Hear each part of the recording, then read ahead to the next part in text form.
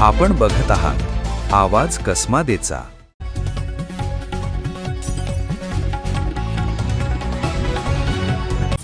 पूर्ण दफ्तर तपासणी करून एक अहवाल तुम्हाला आमची एक 4 लोकांची टीम बनवतो तालुक्याची आणि त्याची चौकशी करतो आणि भाऊसाहेबांना तात्काळ या इथून बागलाण तालुक्यातील जायखेडा ग्रामपंचायतीच्या कारभाराविरोधात सुरू असलेल्या ठिय्या आंदोलनाला आता ग्रामस्थांनीही जोरदार पाठिंबा दिला आहे।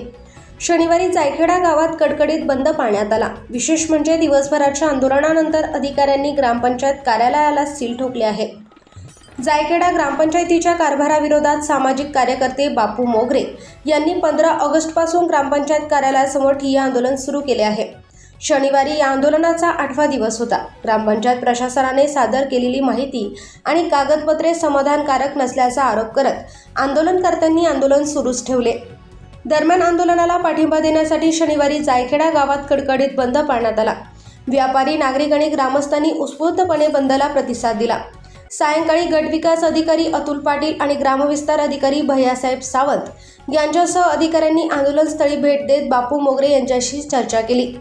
अधिकाऱ्यांनी आंदोलन मागे घेण्याची विनंती केली, मात्र आंदोलनकर्ते आपल्या मागण्यांवर ठाम राहिले। त्यामुळे चर्चेतून तात्काळ तोडगा निघाला नाही।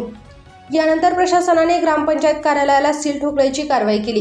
कार्यालय सील केल्यानंतर ग्रामपंचायतीचे नियमित कामकाज बंद करण्यात आले असून संबंधित दप्तर आणि दस्तऐवज ताब्यात घेण्यात आल्याची माहिती आहे। ग्रामस्थांच्या भावना आणि आंदोलनकर्त्यांच्या मागण्यांची दखल घेण्यात आली आहे। रविवारी 4 सदस्यीय चौकशी समिती स्थापन करून संपूर्ण प्रकरणाची चौकशी करण्यात येईल। चौकशीनंतर वस्तुनिष्ठ अहवालाच्या आधारे पुढील निर्णय घेतला जाईल, असे गटविकास अधिकारी अतुल पाटील यांनी सांगितले। दरम्यान रविवारी 4 सदस्यीय चौकशी समिती स्थापन करून चौकशी सुरू करण्याचे आश्वासन प्रशासनाने दिले आहे। त्यामुळे आता या चौकशीचा अहवाल काय येतो आणि आंदोलनकर्त्यांच्या मागण्यांवर प्रशासन कोणता निर्णय घेते याकडे बागलाण तालुक्याचे लक्ष लागले आहे। माहिती देणं अपेक्षित आहे, त्यांनी दिलेली नाही आहे। मी आता एवढंच तुम्हाला सांगू शकतो की जे तुमच्या ग्रामपंचायतीचा सगळा कारभार 4 वर्षाचा जो आहे, आपण पुढच्या 15-20 दिवसात पूर्ण दफ्तर तपासणी करून एक अहवाल तुम्हाला आमची एक 4 लोकांची टीम बनवतो तालुक्याची आणि त्याची चौकशी करतो आणि भाऊसाहेबांना तात्काळ या इथून बदली करतो। मला बदली अपेक्षित नाही, माझं त्यांनी काही गोड मारलेलं नाही। दुसरी गोष्ट, मला त्यांना निलंबित करावं ही माझी अपेक्षा नाही। माझी अपेक्षा एवढीच आहे, आपण सांगितलेल्या कामाच्या आपल्या विनंती म्हणण्यापेक्षा आपण दिलेल्या सूचनेला त्यांना अधीन राहून मी गेल्या 8 दिवसापासून इथं बसलोय।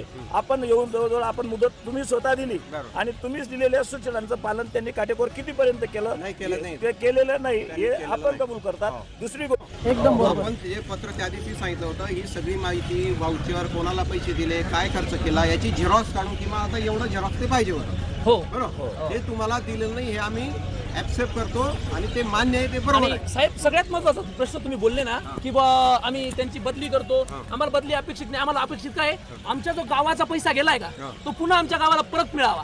आणि मग आता चौकशी नाही चौकशी तुम्ही बदली नाही करायची जोपर्यंत इथं हिशोब पूर्ण तुमचा 4 दिवस तुमची तुम्ही चौकशी नेमण्यासाठी कोणते माणसं नव्हता तुमच्या पद्धतीने नेमा, तुम्ही हिशोब वाउचर कशासाठी वापरलं, किती पैसे वापरले याचं मी तुम्हाला डिटेल देतो। त्याच्यावर तो सोप होईल ना, त्याच्यावर सोप होईल ना, मी देत तयार, मी तुम्हाला देत तयार।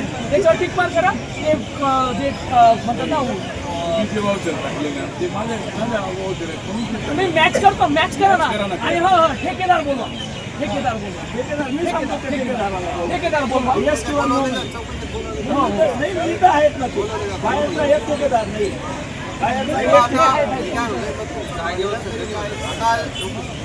चौकशी ठेवायचं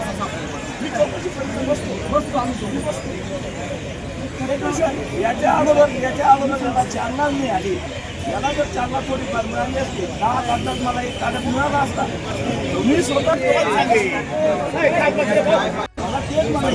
मला बी हेच म्हणायचं, माझ्या गावातल्या तरुणाचं नुकसान झाल्याने सकाळी तुम्हाला हेच बोलवलं बर्वे साहेबांनी हेच बोलवं, बर्वे साहेबांनी सुद्धा मान्य केलं।